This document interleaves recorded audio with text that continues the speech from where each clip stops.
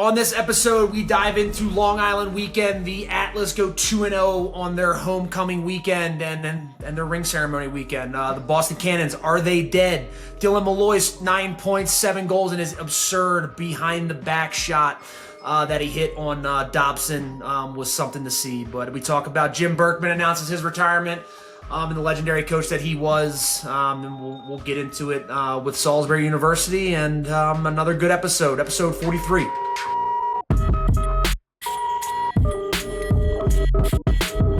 This is that time of the summer where crowds can be tough. And now I'm going to go on this is a completely off topic to what we're talking about. I know where you're going. I can't wait. I can't wait. But this is probably, to me, the time of the summer where I think having a spring pro season, I get reminded of how much sense it makes. Because it's just like now you're you're in the heat of summer. First off, it's a zillion degrees all over the East Coast.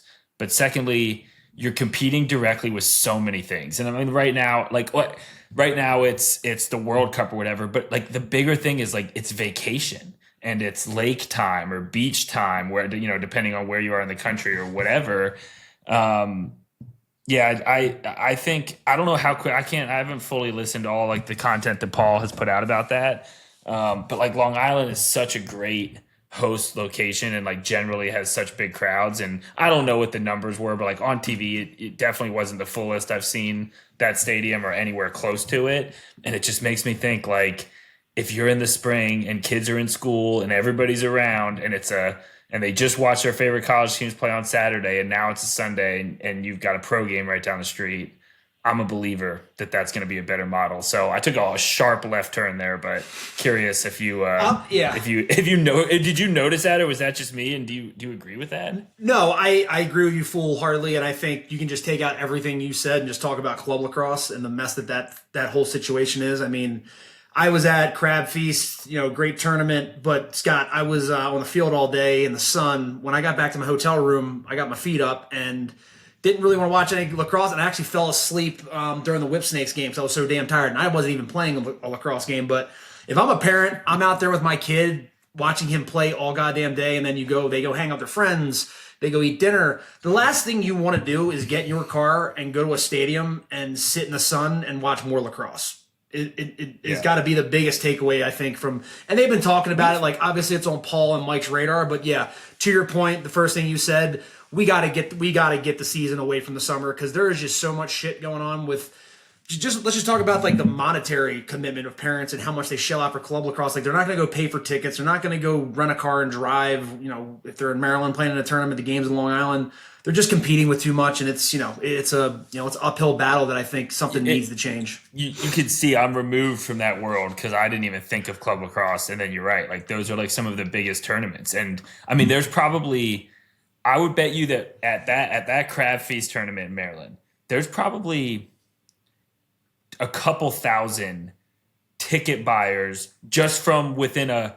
30-mile radius of Hofstra Stadium that are at Crab Feast. We played. I saw Leading Edge. If you take all age groups and all different clubs just from Long Island, there's probably two, and then you include their parents and the kid. There's probably 2,000-3,000 people around Crab Feast that could be at that game. But instead they're in Maryland playing club lacrosse. Like it is a good point. I've always said like for the long-term health of like that can't be a long-term strategy. Like the NBA doesn't plan around AAU, but that is where they're at now. Like if butts and seats are the priority. But I think even without the club lacrosse, until I entered the corporate world, Hartsey, and frankly, like with both of us now, obviously having kids or a kid each.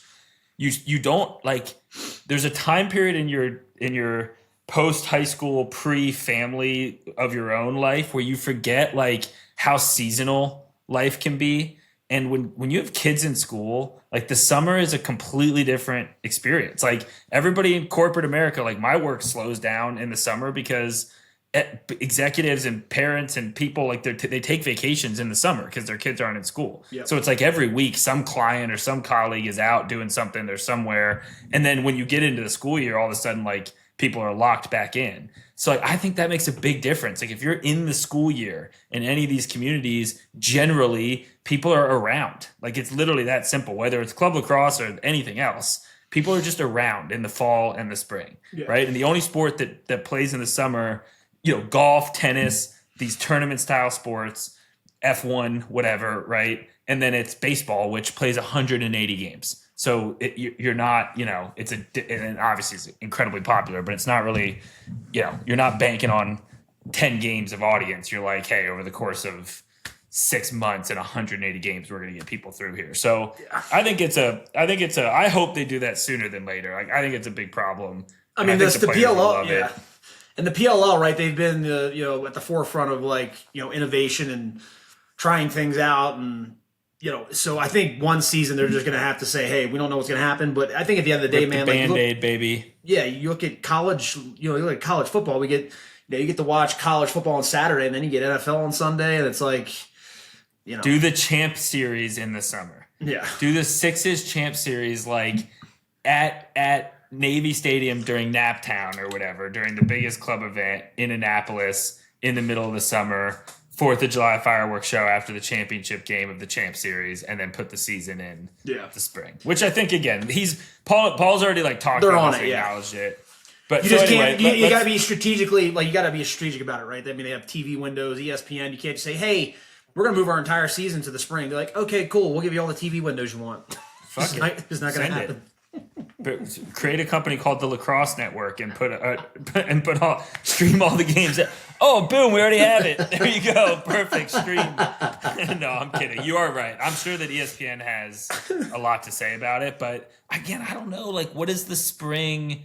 I guess you're bumping into college basketball.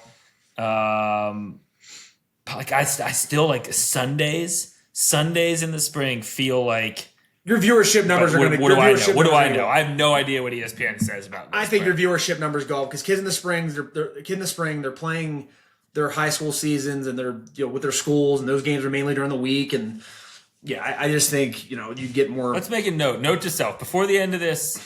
Research team, document this, or people listening. Before the end of the season, let's get somebody, whether it's Paul or Mike, or if it's Keegs or somebody else in the league, or the fellows, maybe the fellows know.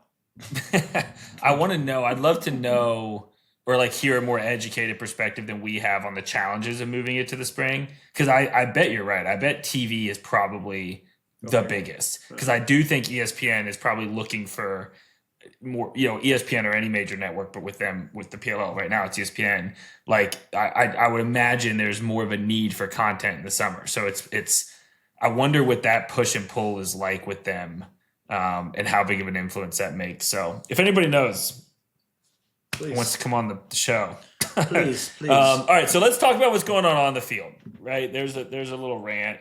I think the major storyline for me coming out of the weekend was we said it going into the weekend that the Friday night Cannons Atlas game was the biggest game of the weekend. I think coming out of the weekend, the Friday night Cannons Atlas game was the biggest game of the weekend, and the biggest storyline are those two teams. Atlas, a really, to me, championship medal 2-0 performance. 2 games they easily could have lost that they find a way to win. It's still, I did not leave the weekend being the Atlas are back and they're humming and they're championship favorites. I left the weekend feeling like that's a team that just won a championship. They got it done in however they could when they had to put themselves right back in the mix at 3-3. And then the Cannons, which I'm going to preface this, and then I'd love to start there and get your take on the Cannons, a team that is close to both of our hearts. Let's just call it what it is. You coach for the Cannons. Both of us have very, very close friends, from Marcus to assistant coach Will to head coach Brian Holman, that are on that team. So we're both biased, and frankly, forget bias. We're fans of the Cannons. They're looking pretty dead right now.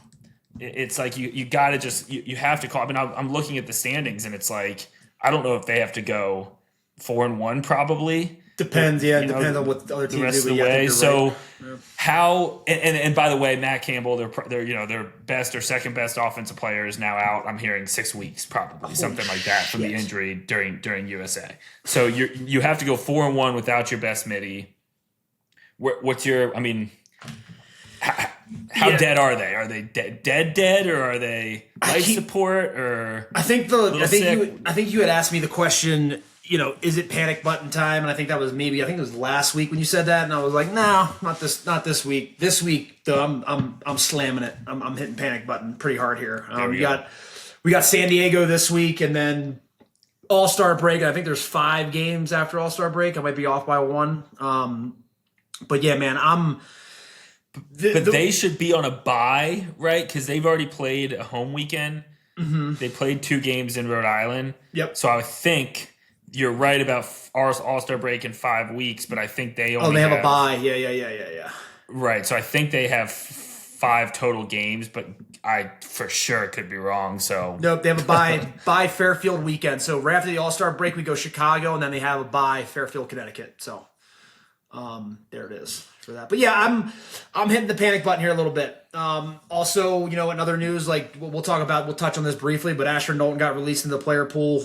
But yeah, the Cannons, man, like I see they have Owen Grant, they have the game opens up, Owen Grant's on Xander Dixon, and I'm just like face palm. I'm like, oh my God, like why do you have one of the worst, who has been the worst off-ball defenseman on your team on the guy who cuts the most on any roster in the PLL? And he did well against him the entire game, but Scott, it takes one time for that to happen, to get backdoor and have a bad play, and that happened at the worst possible moment, which was they were man up, and he kind of backdoored them or cut hard to the net. He didn't even backdoor him though. So I want to dig in on OG a little bit here, because again, he was the number 2 overall pick in the draft.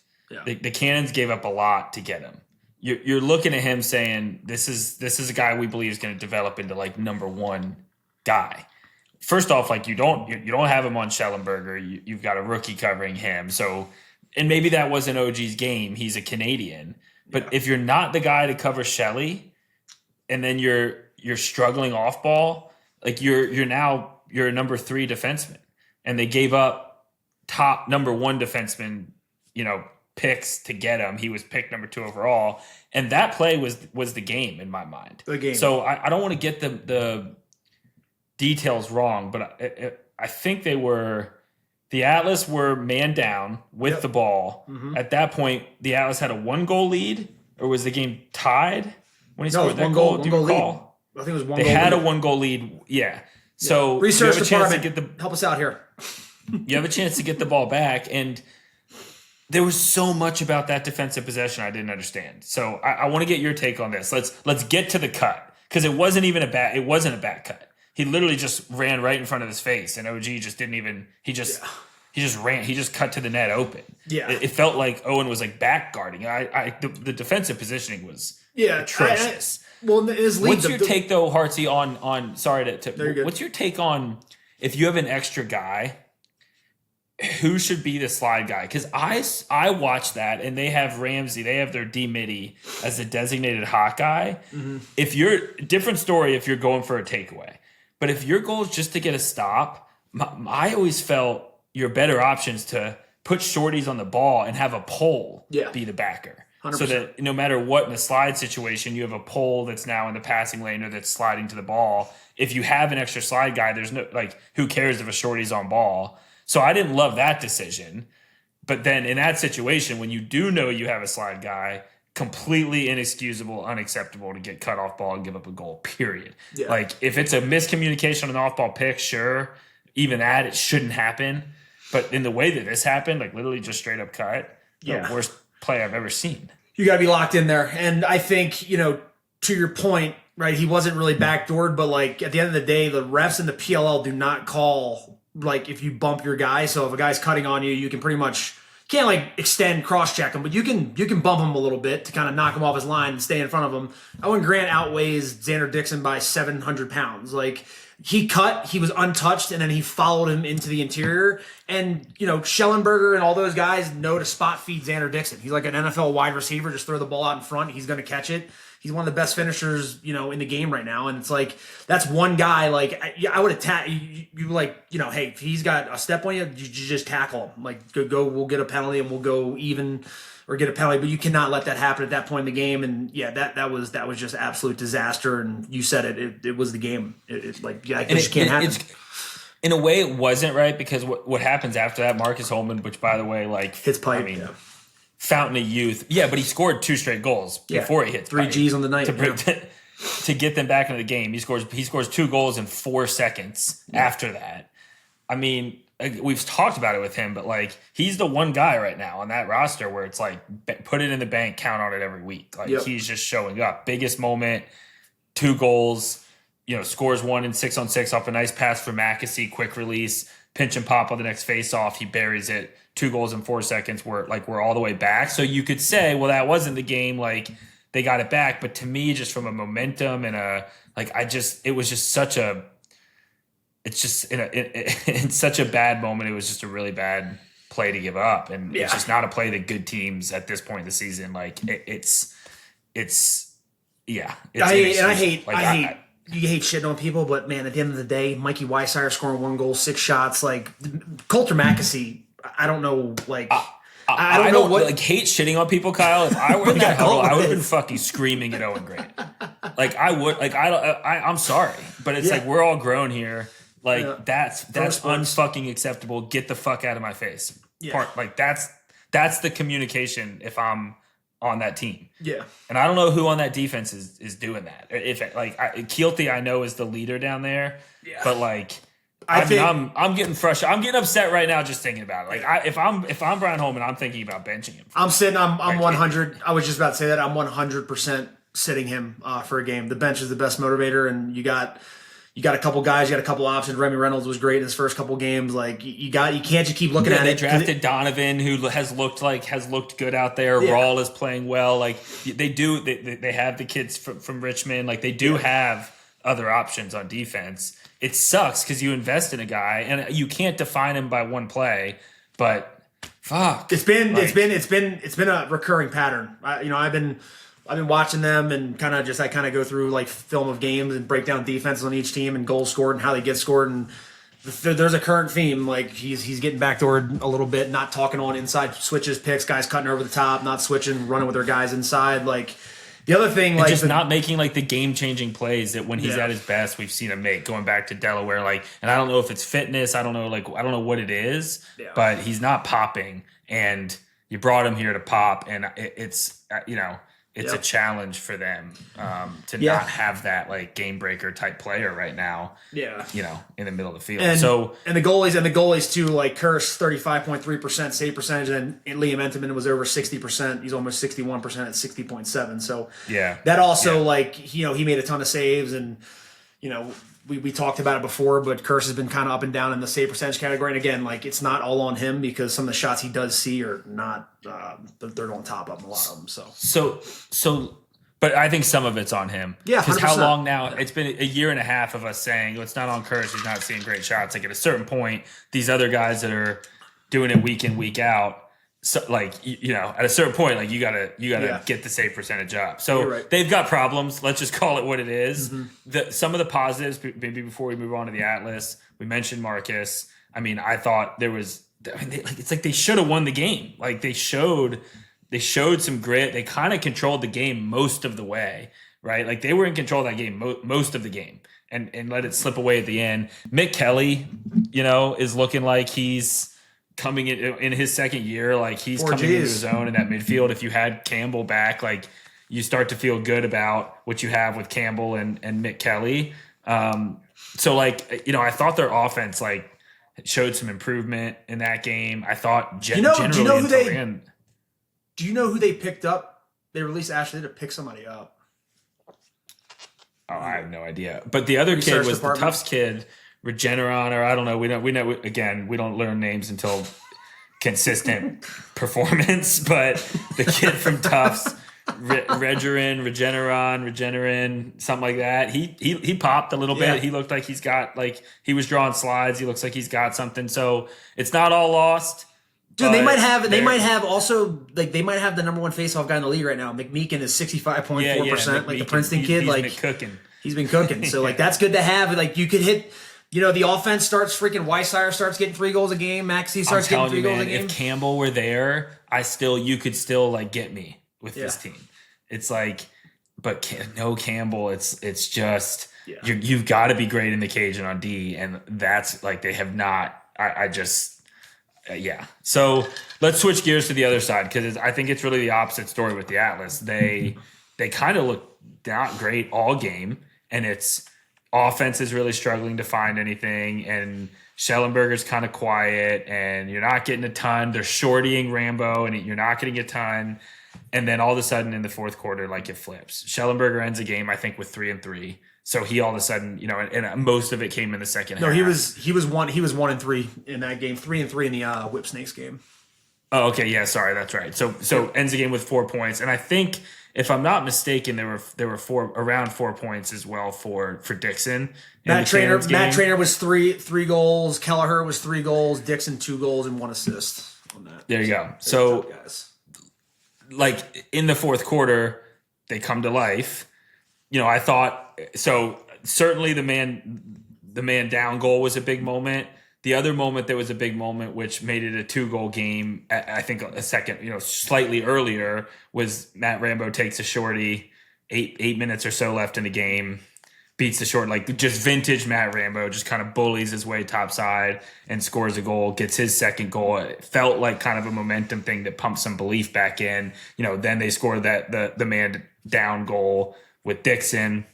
Yep. Trainer was clearly the go-to guy late in the game. He was getting shortied. He was dodging the shorty. So they kind of Costabile hit a 2 at one point in the fourth quarter to tie the game when they were down 2. Like they made the plays, right? Yeah. They felt like it was the teams looked similar and neither looked great to me. And then you got to like the last 8 minutes and the Atlas made the plays to win the game. Yeah, and I think another guy to give a shout out on that team who is kind of like last year was his first year, and then last year he had 5 points. This year he's already hit his point total from last year. He's already surpassed it. Is Hugh Kelleher. He's squaring guys up and he's taking guys to the rack and he's got a killer instinct in him, man. And I think you're going to see teams probably going to move the poll to him moving forward. He's shooting 46% out of the midfield on his dodges. Like he's a guy you're seeing. I keep seeing him. And I'm like Kelleher keeps showing up on the score sheet, and then like he's just dodging with confidence, and he's a big athletic kid, man. He creates separation. He's a problem. Like I think you're going to see. I've got a little insight for you on him. He's tell me he's from Cornell Georgia. guy, so you're always gonna. He's not from Georgia. He's a Cornell guy, so you're always gonna worry about is he gonna get too good of a job? He got a job in executive search. His LinkedIn popped up. Same industry I work. And I'll tell you, it ain't investment banking. So.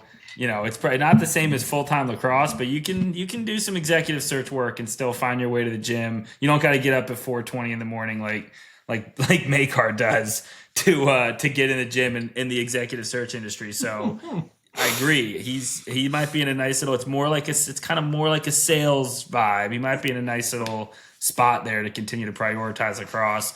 Because you're right, he looked great. And clean up some of the stuff. I'm just spewing stats. So Costabile hit the 2, I think, to take a 1-goal lead. I think they might have been down 1, and then he hit the 2 to go up by 1. To my point around Boston being in control of the game, they led for the first 44 minutes of the game.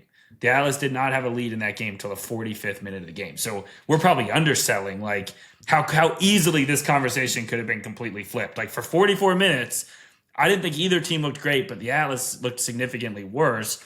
And I think, and this will transition us, part of what like puts the shine on this game to the Atlas for me is what they then did Saturday beating the Whipsnakes. Because then it's like you kind of forget about that first 44 minutes because you not only saw them find a way at the end of the Cannons game, but then you see them turn around and do it again in a little bit of a more complete game. They still went down really bad early in the first half, but then again in the second half, you see them find a way. So it's like, it makes it easy to forget that like for 3/4 of one of these games and for half of the other, they looked like a bottom of the barrel team. And instead they win both. And they could not be more right in the mix now at 3-3 in the Eastern Conference. Like you have the Whipsnakes at 3-2, the Atlas at 3-3, the Water Dogs at 2-2. Like they're in second place now in the Eastern Conference behind the Whipsnakes who they just beat. Yeah. So crazy successful weekend for them. And shout out to Makar. He played well. Yeah. Both games. So comes on the show, continues to pop. Yeah. He's tucked into bed somewhere right now, getting ready for his 4:30 a.m. He was freaking diving in front of shots and shit too, off ball. Fitness. And he's sparking. transition quite a bit too. Yeah. You see him, he's running up on offense a lot. Our guy, Jules Henningberg on the broadcast. He assisted Costabile on that 2-pointer to put him up by 1 goal. Right.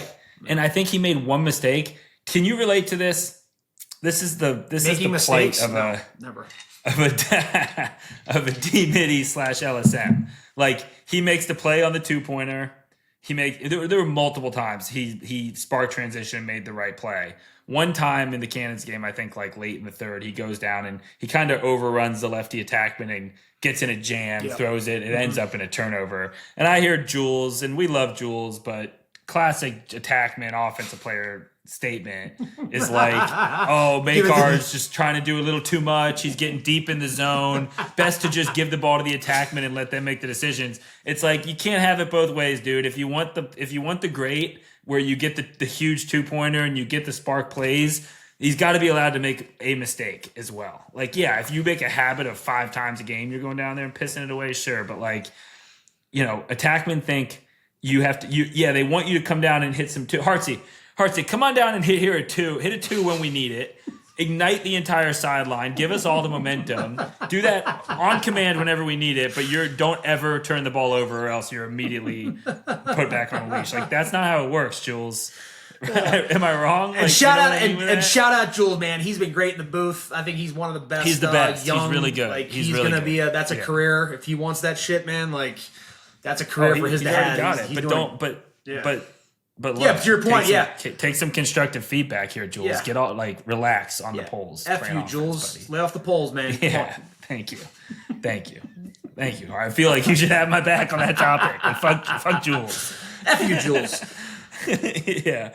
All right. So, anything else on the Atlas before we? No, I think before we move on. Are we talking about the Atlas and the whips? Do we kind of get in there? I mean, no, I kind of just baked that in, but yeah, I think we should just talk about it because let's sit here and finish it. But for me in this game, man, it was 10-2.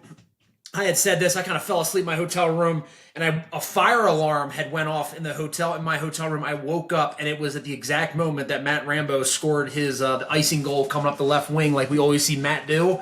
And seeing him do that, man, like, obviously, gets released by his team, and then talk about, like, you get released by your team, and then when you play him again, you're going to get short-sticked. Like, they show you no respect, and, to their point, they probably, if I'm a D coordinator, I'm probably short-sticking him. But, man, to see him score that the ice goal, man, like, I had to feel so good for him, because I've been there, been released and picked up by a team, and it's kind of like a weird feeling. You're going to a new locker room, meeting new guys, and it seems like he's settling in there a little bit. And he was obviously playing with some fire in that game. So that was interesting to see. It's a great call, and I think I know what happened. I'm just talking about these two games like they're one game. Yeah, like I'm talking about Rambo in the middle of the Cannons game. It was the Whipsnakes game that Rambo scored 2 goals. It all the whole Atlas thing just blended together. The whole weekend, I think. But the point on Rambo is a great point. The point on these games running together is that it was a little bit of the same thing. Like they came out terrible. I think the moment in the Whipsnakes game for them was they were down, you mentioned 10-2. I think it was 6-0 to start the game. It was 10-2, 10-3 at one point late in the second quarter. But then they ended the second quarter on a 3-0 run. So, like, you've been there. If you're down 10-3 or 10-2, and now it's 10-6 at halftime, you're thinking, oh, great. Like, 4 goals is nothing. You have the momentum. So I think that run late in the second quarter was really, like, where that game changed, and probably the Atlas found a little bit of belief that they could get it done.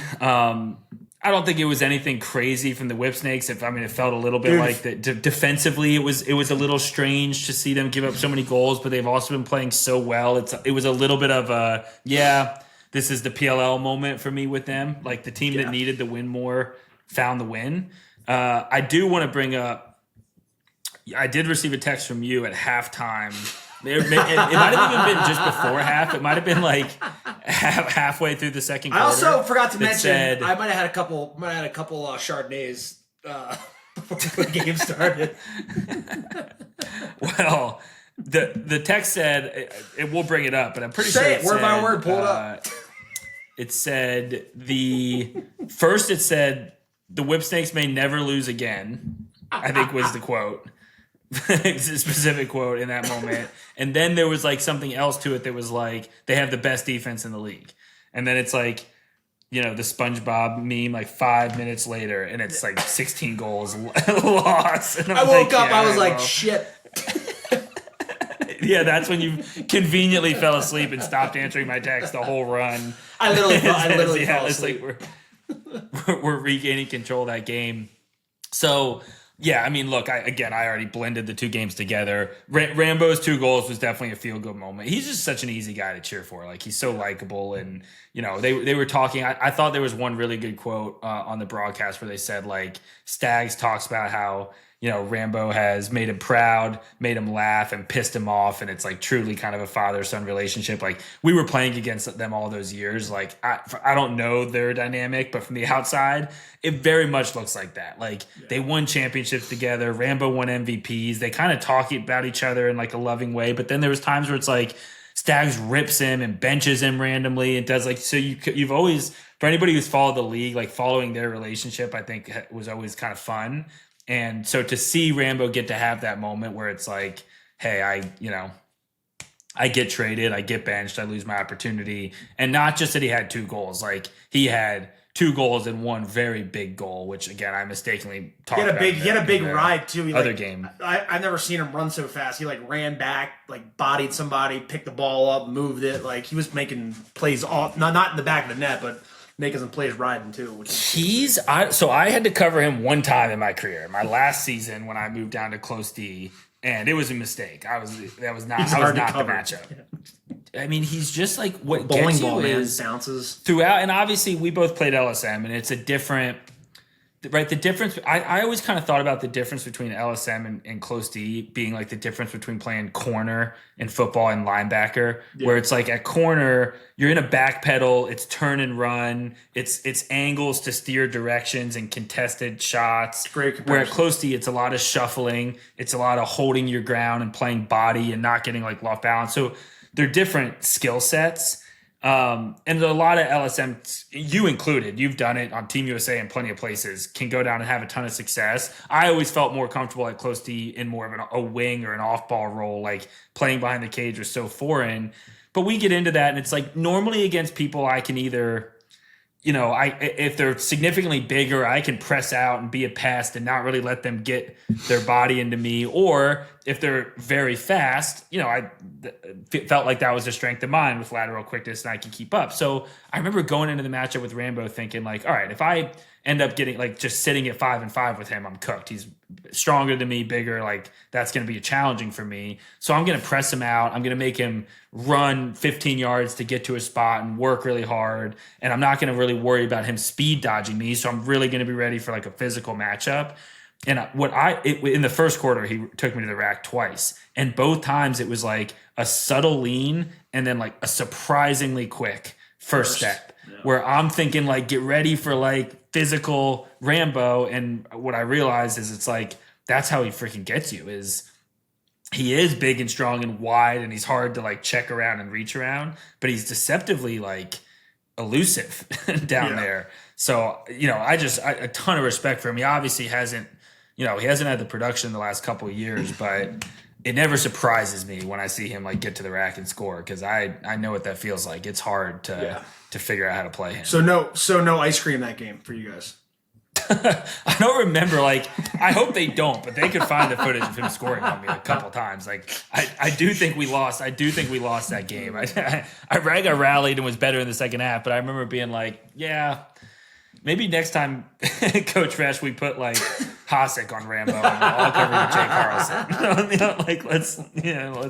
Let's take a look at what we're doing here in this situation. So no ice cream for me in that game. Correct.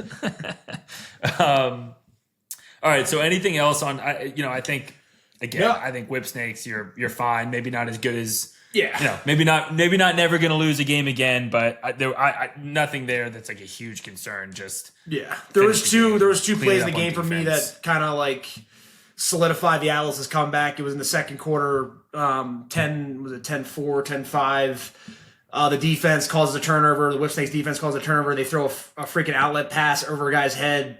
Atlas pick it up. They score quickly.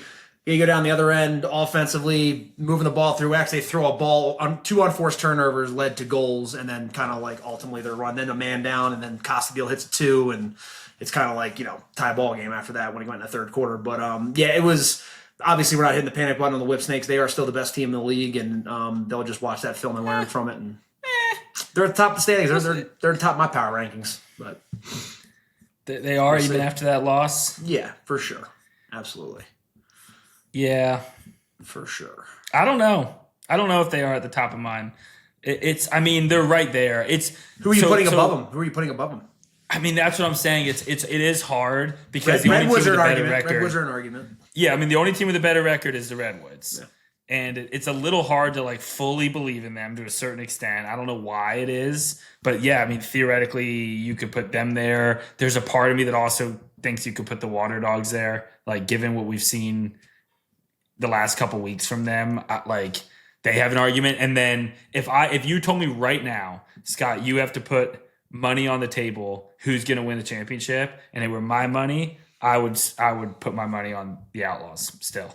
Yeah. Like, so maybe that's not the power rankings because I don't know that they're playing the best but like they haven't had all their guys together yet. Brent, I've said it 3 times on the show already, but like I don't think Brendan O'Neill is going to shoot 9%. I think when you get Bernhardt, O'Neill, Kavanaugh all on the field together for multiple weeks in a row, and O'Neill starts shooting 20-25%, and with what they have in McNaney, like to me.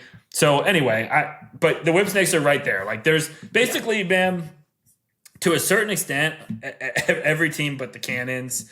I mean, the Archers have a losing record as well at 2-3. So those are the only 2 teams with the losing records. My favorite team, the Archers, and my second favorite team, the Cannons, which is a bummer.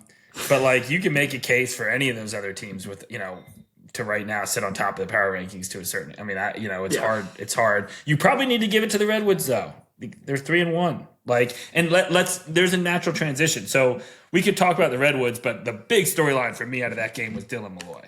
Yeah. And I was 9. He had 9 points. Yeah, 7 goals. So he ties the Mac O'Keefe single game goal record that he just set or whatever. A couple people I think have set that. And he also has 2 assists, but it was the way he scored. I mean, that behind the back goal for his 6th goal was like one of the nicest goals we've seen. Top bar down and then hit the left pipe and in.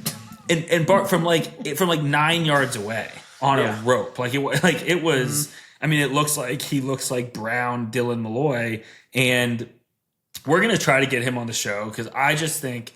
Well, so first off, I want to give a shout out to my mom. So we're on date night. Mom comes over to babysit Sky. So my wife and I, go out for a date, which you don't get a ton of in the early days of parenthood. And so I get back and didn't catch all the game. I ended up going back and rewatching it. And I came in. I said, "Hey, what's going on?" And she was like, "Dylan Molloy has just been unbelievable."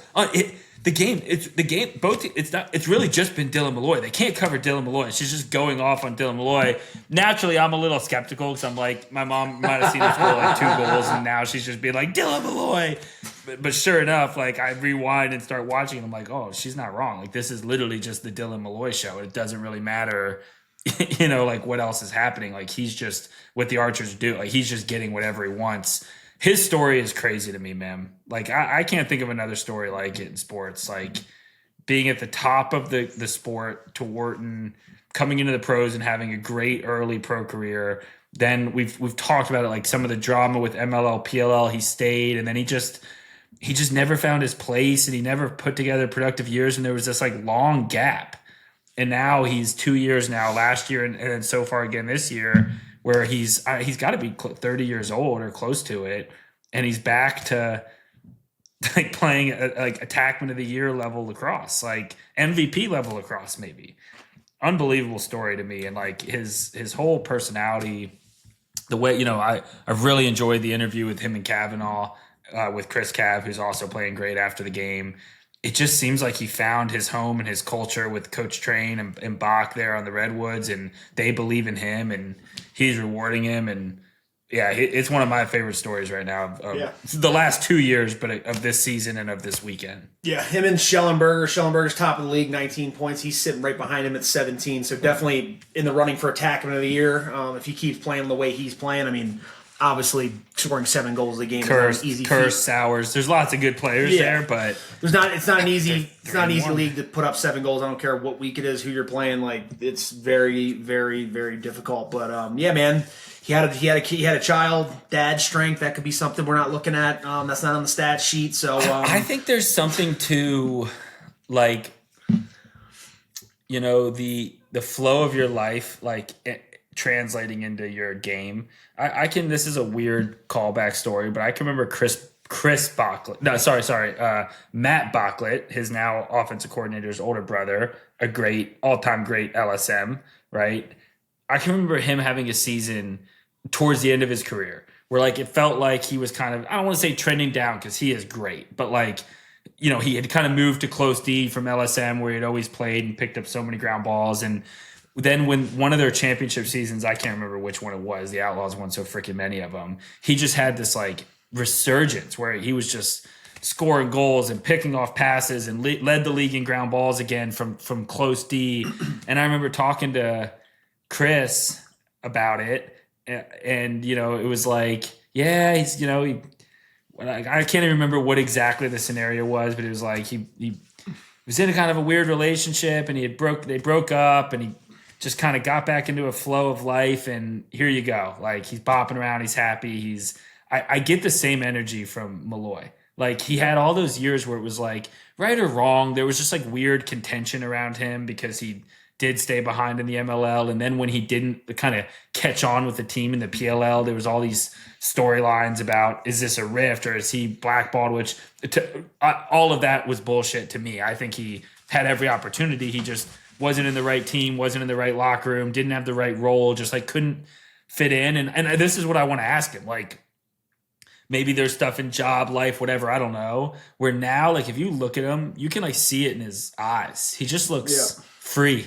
calm, like, happy, and it just shows. And you have to be to frickin' score a goal like that. Like, things are flowing in your life if you're hitting 9-yard double bar behind the back goals against Brett Dobson. Like, things are good. So parenthood, husbandhood seems to suit him, and that was quite a performance. I mean, that was shout out, and you know, I mean, shout out Anthony Kelly, right? I mean, when he picked him up, like, he inserted him and said, hey, and gave him like one of the talking points to that. He gave him, like, you know, he said, hey, this is your spot. Like, you're going to play here. Here are the keys, and go ahead. Having that confidence, he didn't have that, I think, with other teams. It was kind of like that Chrome team was like Jordan Wolf. It was, you know, it was Logan Wisnauskas. It's like, you didn't really have a spot on that team. You kind of come out of the box. A lot of inconsistency, but he's like, hey, you're a Torton. You won the Torton. You know, you're one of the best players ever play at your position. We're putting you at your position.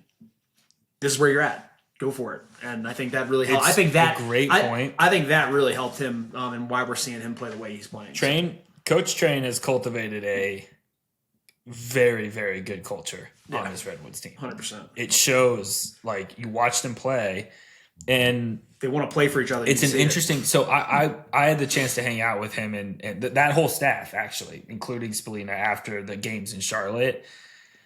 And I didn't ask all of them, but I asked several of them, like, hey, one guy, like, not necessarily the best player, but like, who's the guy, like, just that you can rely on, you need to play, like, so, and they all, the answer I got from the people I asked, McAdory.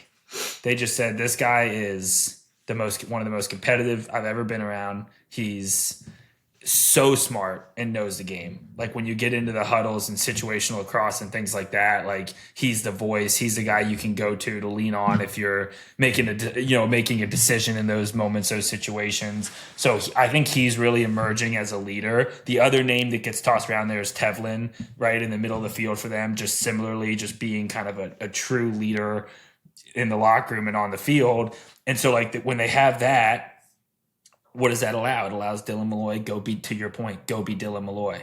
Chris Cavanaugh, go be Chris Cavanaugh. You score the goals, right? Like, they just seem to have a really good mix in that group. And now look at, he's getting the best out of Dylan Ward, who's, you know, can either be the best goalie in the league or some years not. And it's like, when you put him in a championship environment, you get championship goaltending from him. Yeah. And that's what Train has cultivated. And truly, I mean, Train was such a big part of those Outlaws teams that won those championships. And this team has that kind of vibe. I like they have to go win and prove to me that they have that kind of talent, but they have that kind of vibe. It seems like they have the leadership. It seems like they have one of these cultures that's bringing the best out of guys. So Molloy in that game, Redwood's culture in that game, to me, is what shined through. And then Chris Cav is a hell of a talent on offense as well. And to do it against that defense, right? We've talked about the Archers defense, but man, what they did to make that run and that comeback and the goals that they were scoring, like against that team, against that defense, and against that goalie, like they're one of the best defenses and goalies in the league. When you texted me about Whip Snakes may never lose again and they were the best defense, I was like, whoa, Archers defense. Yeah. And then I went on a whole rant to like our whole over the head group text, our other buddies group text, like Kyle's an idiot, Archers defense, blah, blah. And then the Archers give up 16 bang, goals bang, and yeah. absolutely shelled. And so I'm just as big of an idiot. But that's what makes this league great, is it truly is impossible to predict. Like it's so hard to see what's coming. But good weekend for the Redwoods. And now let's see, right? They go home to San Diego. So now they have 2 games. So if they go 1-1, you're sitting at 4-2, you're still feeling pretty good about them. If they go 2-0, you give Anthony Kelly the Coach of the Year award, give Molloy Attackman of the Year, and go ahead and write their name on the trophy. If they go 0-2, we're going to be right back to questioning if they've got the talent or this and that. So it speaks to it, like you're sitting here praising them now. These home weekends, man, it's such an important weekend. You got to get one. And if you get 2, you look at the Atlas, you can go from the bottom to the top in one weekend. Yeah, it's a good weekend coming up too, man. We open up with Whip Snakes, Outlaws, Cannons, Redwoods, and then Water Dogs are back in action against the Archers, and then Chaos, Redwoods. So it's a good weekend coming up for sure. So anything else on the PLL? I know we want to talk a little bit about your guy, Jim Berkman, but maybe before we go there, is there anything just generally? I mean, I'm looking at my notes, like the only other kind of, and we've talked about this, but like, I guess my biggest takeaway going into San Diego is it just goes back to the parity. Like it feels like, again, that we talked at length about the Cannons. It feels like, but like, I don't feel that way about the Archers. Like they lost a close game to a good team. The fact that the Archers found 14 goals again in a lot of ways actually gives me confidence in them. And you think that at some point they're going to get healthy and we're going to see Schreiber and Ament, or at least one of the 2 of them. We don't really know about that, so if anybody knows about that, also holla, let us know. But I'm not ready to like put them in the basement based off that. I don't think so It either. still seems like they're finding something. So I really look at this league, like you said, to try to do power rankings. Okay, Cannons 8. How do you rank the 7 above that? Like it becomes like a total game of opinion. 4-way like tie. You can't we didn't see the Chaos play. Like I'm inclined to put them down there, but it's like, well, they're 3-2. The Outlaws are 2-2, and that's the team that I just said I would put my money on to win the championship. Like, how do you? The Western Conference. It's like if the Archers win this weekend and California lose both games, like they could be in first place depending on what the Outlaws do. It's just like top to bottom. Can just completely flip. So the only team that can't do that is the Cannons. Like they can't win 2 games this upcoming week. They don't have 2 games, so like they're going to stay down there. So so 7 teams, like the parity of those 7 right now, and point. And then I think the points record might get broken this weekend. And Rob had 6 points. He has 1-5 against the Atlas, so I think that's a big storyline heading into the weekend. I think he can break that record this weekend coming up. He's very close, so we shall see. Quite a career for old Robbie boy. He's just gonna keep going. I mean, him, Marcus. It's good to see the old guys still going. Peptides with the invention of well. peptides and all this, these life hacks. They're going to play forever now. So. You're not wrong. Marcus, I had a chance to see him. He was down in Atlanta. I should say, Marcus was down in Atlanta. We decided to play a light tennis match. This was on, Monday, so we're not. It's no tired legs. This is why the Cannons lost. 6-0, 6-2. Just to go ahead and put that on blast in favor of Ratfield Nadal in that, which again, Marcus will get there. Once he gets off the lacrosse field and can spend a little more time on the tennis court, he will get there. But I mean, Yeah. the guy looks like he's freaking 24. Like he just looks so in shape. He was very good at tennis. I play tennis all the time. He's just an impressive athlete. I don't know if it's peptides or just good vibes that he tends to carry around with him. But he was moving around that court like a young man. So I don't expect to see him slow down anytime soon either. I think he's going to keep doing this thing it wouldn't surprise me if he went 5 more years. Wouldn't surprise me if Rob went another 3 as well. I mean, he's been saying this is a year, and he just keeps coming back and being good. It's all about if you just want to keep doing it. That's the biggest thing. Like if they're productive and they keep putting stats up, I mean that's the biggest thing, right? You got to be productive at that age, and they're both obviously doing it still at a high level. They're arguably 2 of the best in the game right now, out of all the young guys too. So yeah, it's just all about if you want to keep doing it. So all right, so Jim Berkman. Yep. This is it. Division III lacrosse. This is your moment. let's celebrate. Let's celebrate your king. Tell me about how good of a coach he was. Tell me about how legendary of a career he had. Tell me a personal anecdote, Kyle, about what he means to you. It was, sad to see the story come out. I was actually texting with him about a kid up here, a recruit, and he's not going to mention that shit, but just he was still working. That was like 2 days. What was that? That had to be Saturday. I was talking to him and, had a recruit and the whole staff was going to watch him and they had texted him about Salisbury and stuff. But yeah, it's just sad seeing him go. I mean, he is Salisbury. He's the face of that school.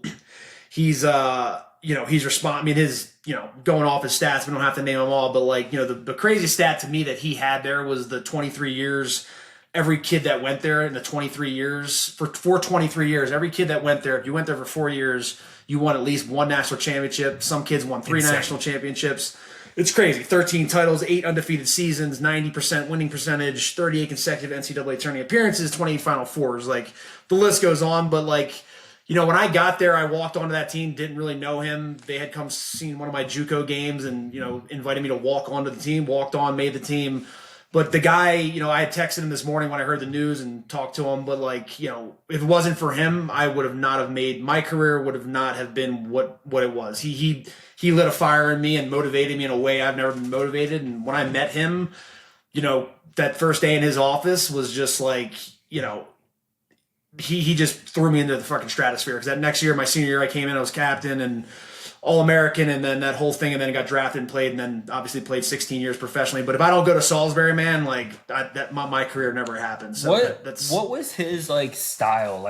For somebody who, Look, I like to poke fun at D3 lacrosse, which I'm happy to elaborate on. But I have a ton of respect for him, obviously. I mean, even just the players that have come out of Salisbury, yourself being, top of the list, Eric Martin, who we talked about sometimes, others, you never hear anybody that played for him say a bad word about him, which, by the way, is not the case with every good, successful head coach in high-level sports and high-level lacrosse. I don't know anything about how he coaches or what was his demeanor or personality or what was he able to do that lit a fire into you? What do you feel like his, what was his style of motivating and connecting with guys? He was pretty intense, very intense coach, not really a jolly joke around with you. He would joke around with you at times, man, but when he stepped in between those lines, it was freaking business, 100 miles an hour. But yeah, I think his biggest quality was just motivating kids, motivating kids that either, he recruited, they weren't playing. That was the biggest thing I saw in him. I didn't really play my junior year, and he was just hey man, you're an athlete, what do you want out of this? You want to keep not playing meaningful minutes, or you can be a star on this team. You just got to bust your ass. And then that next summer, man, I was doing 2-a-days, and he just instilled that motivation, that confidence in me. So I think his biggest quality was just motivating people at the right moments, motivating the team at the right moments. But from an X and O standpoint, knew the game inside and out, preparing for teams on film, we knew them better than we knew ourselves. And the list goes on. But his style was just he was. Very, very serious, very, very intense. And I think as the years went on, when we left, they kind of changed, I think, with the different generations that came through there. But, yeah, man, I just can't say enough about, what he – there was one – we lost to Cortland our junior year in overtime, the national championship. That would have been the longest NCAA winning streak of all time. So then next year we went wire to wire undefeated. And then the next team after that went undefeated. So it had been the longest streak ever because the previous 3 classes went undefeated. So it would have been an insane record. Lost in OT. The next year we get back to national championship, play Cortland, and like we're in the film room right before we leave to go to Baltimore. And he like, we go in the film room. He's very calm. Then he just starts like flipping fucking desks and fucking screaming, fucking yelling at us and just like, you guys fucking, I mean, just F. And then we went to Baltimore and then we beat them by like 7 goals when we played them again. But it was, he motivated you at the right moments. And, you know, I think him and Coach Danowski are my top 2 coaches I've ever were coached by. And I put him at the top, man. And that's just, you know, he's the best in my opinion. You're right about the stat around winning championships because I got my like maybe one kind of slight connection to him outside of just being friends with a lot of you guys that played there was I was coaching at a high school in Atlanta called Greater Atlanta Christian School for like 8 years, GAC, and had when I my first year taking the job, that school did not have like a great lacrosse history. It was a Gwinnett County, not a place at that time that was producing the best lacrosse teams in Atlanta, blah, blah, blah. The best player on our team, this kid was a phenomenal athlete. And he, hadn't been recruited, hadn't been on the club circuit, whatever. He was already a senior. But like as soon as I saw him, I was like, well, you can play. And so he got in front of Coach Berkman in Salisbury and you know, they made him an offer, a chance to come play there. And I remember like talking about that. Like, dude, I played between 4 years of high school, 4 years of college, and 10 years of pro. That's 18 years. I won 1 championship. It's so hard to win championships and at any level. It's so hard. You like can't take that for granted. And it was one of the greatest experience of my athletic life, right? And I remember looking at Parker was his name and telling him, you will win a championship if you go play for this guy. Like I don't want to I know there's more to making a college decision than that, but I'm just like, I'm telling you. If you want that, here it is. Yeah. Like you can go to Mercer and play Division I at Mercer and go, fight to go 500 or like make the conference semifinals. No shade. Like Mercer's had some up years and down years, whatever. It's not about that, but it's like, or you can go here and be held to a championship standard and win. Like basically, I'm telling you, you will win a championship. And sure enough, yeah, he did. He played. He got on the field. He played, and he won a championship. And I haven't talked to him about this, but I'd be willing to bet it was a pretty amazing experience and whatever. Yeah. So nothing to scoff at. It is a all-time legendary coaching career.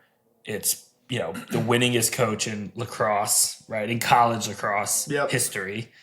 So he deserves some shine. I was giving you a hard time because of the D3, D1. You're saying winningest coach in history. I told you who's the winningest coach in football history. It's a guy named John Gagliardi, also a legendary. We said John Gagliardi. I was name. like, John Gagliardi did not coach. He played lacrosse. He didn't coach, no.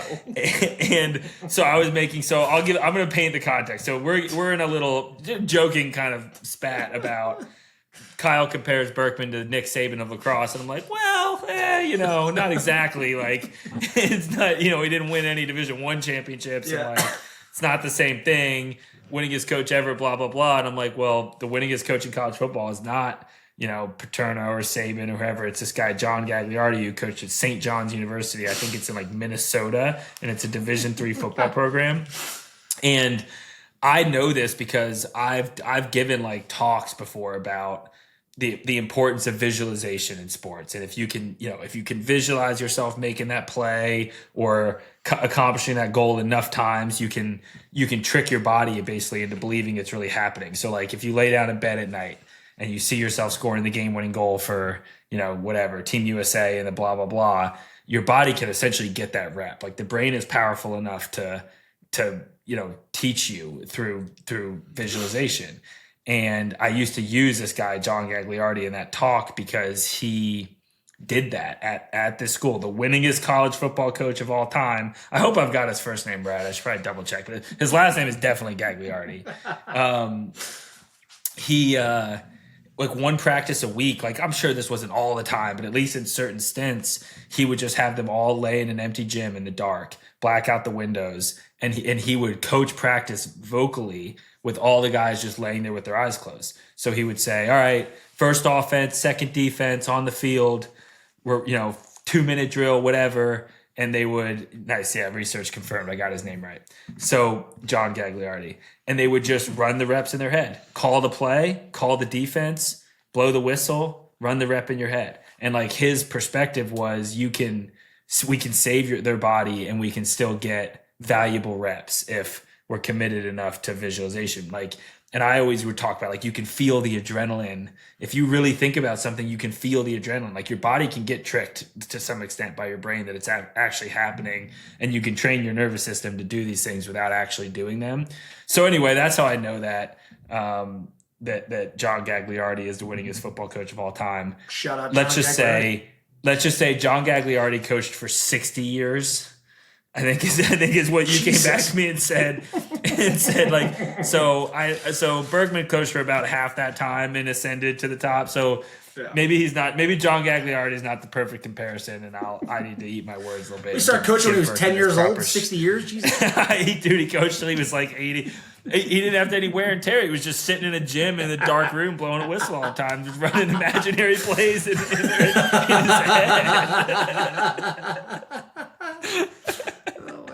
Yeah, well, all right, man. Well, yeah. Shout out Berkman. Without Jim Berkman, there is no Kyle Hartzell. Yeah, baby. Who knows what you'd be doing? Any ideas? Man, I was actually working down in Ocean City, Maryland, as a bar back and bartender, so they're probably still doing that. Bouncing. He'd be bouncing. He'd be reffing the Ocean City, Maryland tournament, fights with coaches. It's going to be interesting to see how they hire, though, because I hearing rumors from our alumni chat that there's going to be a successor from there, but I don't know if they'll open it up. But it'll be interesting to see because he's been there for 38 freaking years. So it's like you might want to open that up. Might be some Division I guys. I think they pay pretty well. I think it was public record. I want to say it was like 120, 130, and then bonuses and stuff. So there's definitely there's a lot of really good assistants in Division I lacrosse. Because dude, it's a job where you can there's pressure. The whole but you can lock in for 30 years and win championships.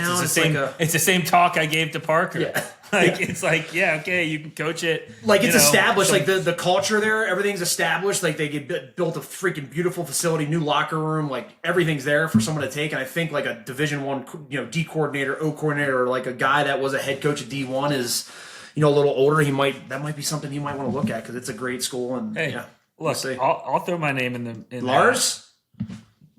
I'll throw my name in the hat. Call me. I'll go up there. What do you need?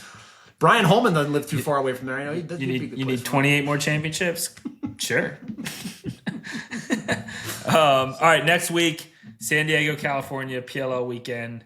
We've got Saturday, June 27th, 4 p.m. I don't know. That's 2 p.m. my time, so that's what? Is that 4 p.m. Eastern? 4 p.m. Eastern, yeah. They're playing that game on Saturday? Yep. 4 p.m. Eastern. And then that's Whip Snakes Outlaws. That's a heavyweight battle. Heavyweights. My future champion versus Kyle's power ranking number 1. Water Dogs Archers championship rematch from a couple years back. Yep. That's Sunday at 4 p.m. and then Sunday at 6:30 the nightcap. Wait, hold on. Chaos Redwoods. Are the Redwoods not playing twice? They play Cannon, so you got 2 p.m. Whip Snakes Outlaws, and 6:30 the night game. You got Cannon's Redwoods. Oh, sorry, I'm missing my notes are off. I'm missing a game. So, okay, so Cannon's Redwoods is on Saturday night, and then 2 games Sundays, Water Dogs Archers, Chaos Redwoods. Yep. Bang. Got it covered? Got it covered. Cool. All right, well, excited to tune in to San Diego weekend. Great episode. Peace.